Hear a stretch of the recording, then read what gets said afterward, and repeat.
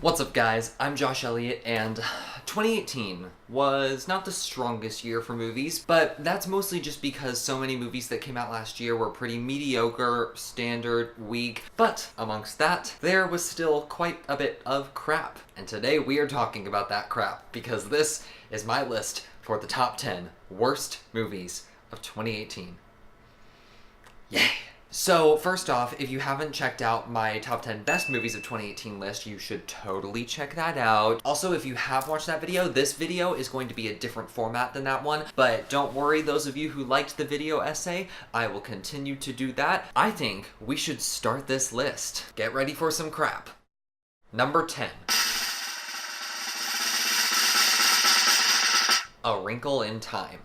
A Wrinkle in Time had so much going for it. It had the Disney name behind it, it had Ava DuVernay as the director, it had star power like Oprah, Reese Witherspoon, Mindy Kaling, Chris Pine.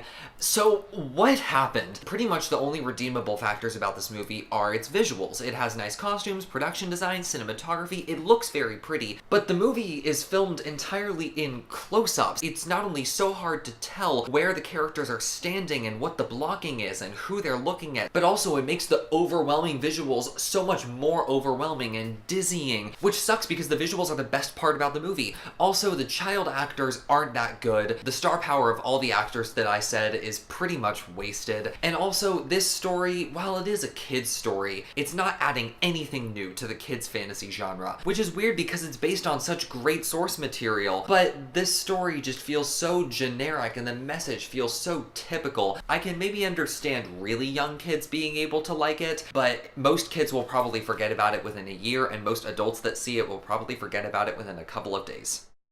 Number 9. The Happy Time Murders. So, The Happy Time Murders was actually made by the son of the guy who made The Muppets.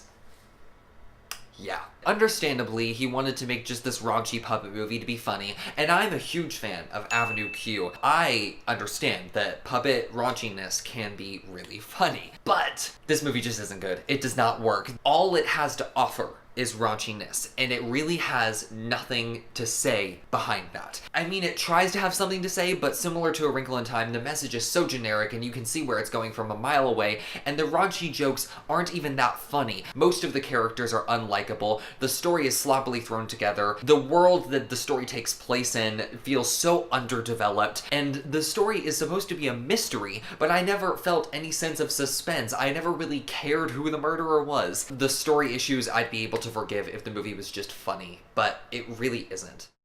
Number 8. Truth or Dare. So Truth or Dare is actually a really fun movie. Like, if you're having a sleepover and you want to watch just a fun, bad horror movie, Truth or Dare can be that movie. It is a lot of fun to watch. That being said, it is still bad. Making a story based off of the Truth or Dare game is silly enough, but then you add the Snapchat filter faces that are just...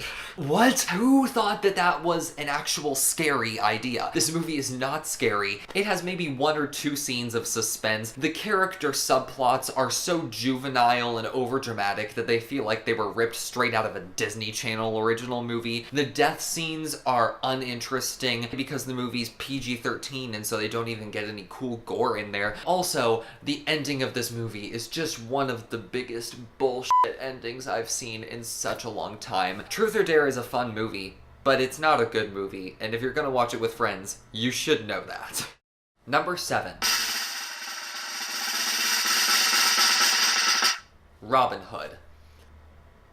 So, I barely remember Robin Hood. I actually think I barely even remembered most of what happened as I was watching it. This movie, it's so bland, it's almost admirable. It wasted such a huge budget, which is weird because you can't really see much of the budget going into the set design. It feels very contained as opposed to being a part of this bigger world. The costumes are so weird because they're a weird mix of modern and classic. All of the actors are practically sleepwalking through their performances, and the fight scenes are just so weirdly choreographed and badly directed. If I wasn't keeping track of all the movies that I saw last year, I probably would forget that I even saw it. Number 6. Sierra Burgess is a loser. From a standpoint of acting, directing, cinematography, Sierra Burgess is a Loser is a fine movie. Nothing special, but nothing terrible either. The reason it's here is because of how morally reprehensible its message is. Because this movie is about romancing catfishing. The story is about this girl named Sierra Burgess, who this cute guy starts texting her because he thinks she is someone else. And even though she is catfishing him, and she is aware that she is catfishing him, she's like, oh, but we have like a genuine connection, and like he's talking with me, and so he's falling in love with me. No! Okay, I'm gonna talk about the end now. So I am aware that the movie realizes that catfishing is bad, and that's why they have Sierra realize at the climax of the movie that what she was doing was bad, and then she apologizes to everyone. But then she actually ends up with the guy that she's been catfishing the entire movie. If you're going to make a movie where the character is romanticizing catfishing, you have to actually have them learn their lesson and face the consequences. But she doesn't face any consequences. So there are probably going to be people that see this movie and think, well, yeah, catfishing's bad, but I mean, as long as you have a genuine connection and you apologize, then they'll forgive you and they'll end up with you. No, that is not how the world works. Those are not the lessons we need to be teaching teenagers. Oh, also, what's supposed to be one of the most romantic moments in this movie is a non-consensual kiss. Number 5. The Cloverfield Paradox. So, similarly to Robin Hood, I forgot 95% of the Cloverfield Paradox, but I remember not enjoying a single second of it. Gugu Mbatha-Raw is the saving grace of this movie, but the rest of the cast is just so boring and unmemorable and lacking in so much development. This movie wasn't originally meant to be a part of the Cloverfield universe, but it seems more interested in connecting itself to the Cloverfield universe than it does actually just being its own thing. This doesn't feel like an actual movie. It just feels like random connections to Cloverfield and Easter eggs just for fun. I didn't feel like it actually meant anything. It's just so uneventful, and I don't know what it was actually trying to mean. I don't have much to say because I literally can't remember a lot of it, but I do remember really, really disliking it. Number 4. The Kissing Booth. Similarly to Sierra Burgess is a Loser, The Kissing Booth is on this list for its morally reprehensible messages. But the reason it's lower than Sierra Burgess is because it's also just a badly made movie. The actors are so over the top. The tonal choices and comedic timing that this movie tries to do are so cringeworthy. But enough about the tonal inconsistencies of this movie. They're bad enough, but we know the real reason we're here, and that's to talk about its morally reprehensibleness. Because this movie is also romanticizing an unhealthy relationship. It's about this girl who is literally screwing over her best friend by dating his brother and not telling him. Not only is she horrible, but also her boyfriend is horrible as well. He is violently overprotective of her, to the point where he sometimes beats people up for simply talking to her. He tries to control her life by telling other guys not to date her, and at first she finds that concerning, but then when she finds out he actually likes her, she finds that romantic, when really, those are the signs of a physically abusive relationship. And this movie is trying to tell teenage girls that that is romantic, and you should date guys that are like that. This should not be a message in a teenage movie. Oh, also, one of the most romantic moments in this movie is a non-consensual kiss. Number 3. Slenderman.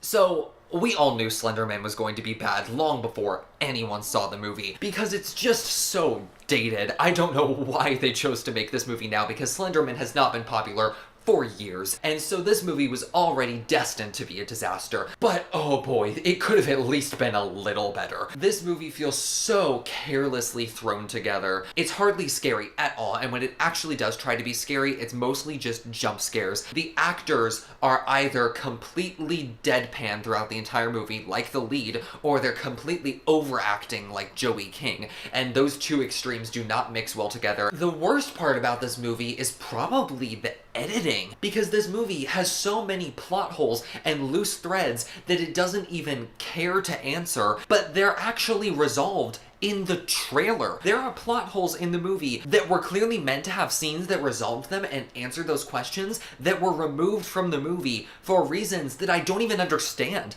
Maybe the producers just realized that the movie was terrible and they just wanted to get it to be as short as possible. It's just so carelessly thrown together, and as a filmmaker myself, I just can't help but ask, why? We all knew Slenderman was going to be bad, but boy was it bad. Number 2. The 1517 to Paris.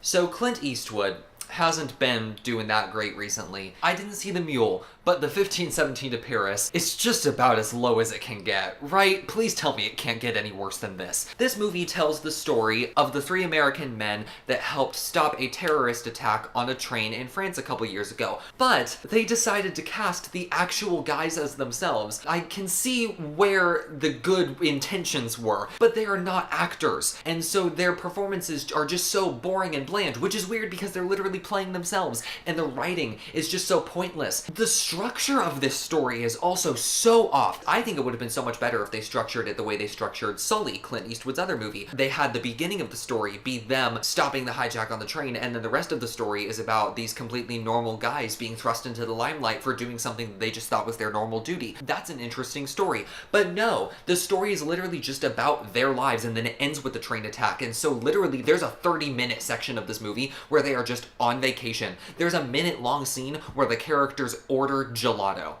And that's the whole scene. It has nothing interesting to show the audience. It's just showing these normal guys living a normal life, but it's not even an interesting normal life, so it's not fun to watch. And then at the end, they have one cool scene. Before we get to my number 1 pick, I would first like to talk about all of the honorable mentions. Breaking In, The Darkest Minds, Jurassic World: Fallen Kingdom, Life of the Party, Ocean's 8, Venom, Welcome to Marwen, and Winchester.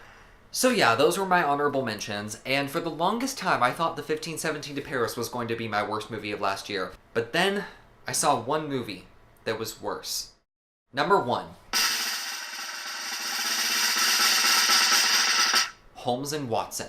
I am struggling to even figure out where to start with this, because Holmes and Watson is the type of movie that is so bad, that is so unbearable to watch, that I can't even enjoy hating it. Even the Emoji Movie, which was my worst movie of 2017, even I can enjoy that out of how bad it is. But Holmes and Watson is just so irritating and frustrating. Every single decision that was made in this movie was a bad choice. This movie should not be seen by anyone. I made a mistake giving my money to this movie thinking that it would be so fun to make fun of, but no, I can't even have fun disliking this movie.